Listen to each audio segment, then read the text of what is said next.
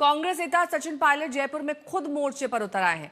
केंद्र सरकार लगातार कह रही है कि अरावली में किसी तरह का खनन नहीं किया जाएगा, लेकिन विपक्ष लगातार हमलावर बना हुआ है।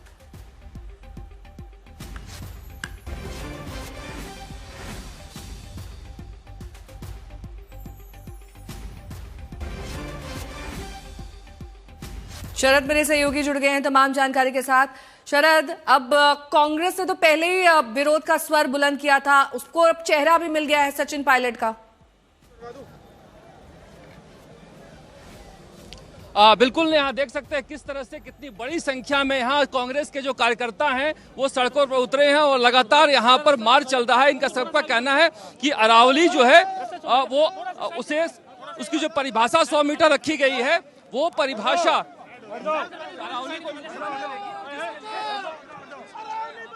देख सकते हैं सचिन पायलट मार्च निकाल रहे हैं और इस तरह से लगातार सचिन पायलट से बातचीत करने की कोशिश करते हैं कि किस तरह से यहाँ पर मार्च निकल रहा है। और सचिन पायलट आखिर क्या रहे हैं, पसंद कर रहे हैं, वो भी हजारों एकड़ में है। इसलिए मुझे लग रहा है कि सरकार आंकड़ों के जाल में लोगों को भ्रमित कर रही है। ये जो आप मार्च निकाल रहे हैं, केंद्र सरकार का कहना है कि हमने तो पहले ही इसे प्रतिबंध लगा दिया है। प्रतिबंध तो 2002 से है।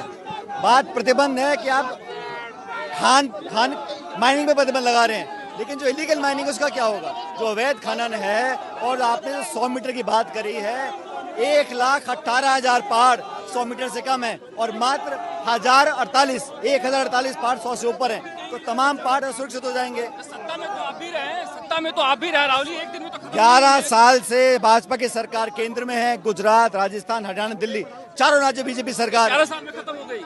11 साल में बहुत नुकसान भी अगर हुआ है, उसका कौन जिम्मेदार है? कह रहे हैं कि कांग्रेस भी तो ये फॉर्मूला लेकर आई थी। ऐसा है, मैंने कहा कि सरकार को कोर्ट में जाकर पुनर्विचार करना पड़ेगा, और अब तक जो भी हमने प्रयास किए नाकामयाब रहे। हम जानते हैं पुरानी सरकारों पर दोष बढ़ना भाजपा की आदत है, वर्तमान में आज उनकी जिम्मेदारी है। पूरे चारों राज्यों में लोग आक्रोशित हैं और कह रहे हैं कि आप लोग भ्रम फैला रहे हैं जनता में। तो बार बार स्पष्टीकरण क्यों आ रहा है? सरकार बार बार क्लैरिफाई क्यों कर रही है? सरकार को बोलना चाहिए कि हम अवैध खनन को रोकेंगे, एफॉरेस्टेशन करेंगे, पेड़ लगाएंगे और कोई भी वहाँ खनन नहीं होगा। ये सरकार नहीं बोल रही है। सरकार माइनिंग पे बैन लगा रही है। इलीगल माइनिंग को कौन रोकेगा? इलीगल माइनिंग को बैन लगाने के लिए उन्होंने नोटिस तो निकाल दिया है। वो तो पहले भी 2002 में निकला था, उससे हुआ क्या? आज भी अवैध खनन हो रहा है, आज भी पहाड़ खोद रहे हैं, और पहाड़ पूरे खत्म हो जाएंगे तो रेगिस्तान का फैलाव बढ़ जाएगा, ग्राउंड वाटर प्रदूषित हो जाएगा, लोग सांस लेने लायक नहीं बचेंगे। और बात 100 मीटर की नहीं है, बात 100 पीढ़ियों की आने वाली। कांग्रेस चाहती क्या है? हम चाहते हैं कि सरकार कोर्ट में जाए, सुप्रीम कोर्ट से आग्रह करे कि आप पुनर्विचार करिए, ये जो मापदंड तय किए गए नाकाफी हैं, और विशेष रूप से इलीगल बैनिंग है उसको अपने सामने खड़ा होकर रुकवाया जाए। यहाँ पर ये जिम्मेदारी जो है ये तो सबकी है कि इलीगल माइनिंग रुके। हम सबकी है, लेकिन जो आज सत्ता में बैठे हैं, जो आश्वासन दे रहे हैं, पहले करके तो दिखाएं। और ये पॉलिटिकल मुद्दा नहीं है, ये सामाजिक मुद्दा है। धर्म, जाति, लिंग, विचारधारा से ऊपर उठकर सब लोगों को साथ आना चाहिए। लेकिन सरकार, मुझे लगता है, अपने रवैये पे अड़ियल है, और सुप्रीम कोर्ट में जब तक आप नहीं जाएंगे, सुप्रीम कोर्ट को दोबारा नहीं देगी डॉक्यूमेंट्स, तब तक कोई हल नहीं निकलेगा इसका। कांग्रेस क्या करेगी अब जब नहीं जाती है सुप्रीम कोर्ट को? हम लोगों ने प्रदेश कांग्रेस कमेटी कल आंदोलन अलवर में कर रही है, NSUI ने आज जयपुर में किया है, और हम लोग पूरे देश में ब्लॉक लेवल तक जाकर लोगों को जागरूक करेंगे। ये मुद्दा सिर्फ पॉलिटिकल नहीं है, ये मुद्दा भविष्य का है। और संयुक्त राष्ट्र में भारत सरकार ने लिखित में कहा, यूनाइटेड नेशंस के अंदर, कि अरावली पर्वत जो माला है हमारे लिए बहुत एक कवच है, सुरक्षा की ढाल है। अब उसको आप खुद नहीं दे रहे हैं। नवंबर में परिभाषा आई थी सुप्रीम कोर्ट में, आज क्यों जागे हैं आप लोग?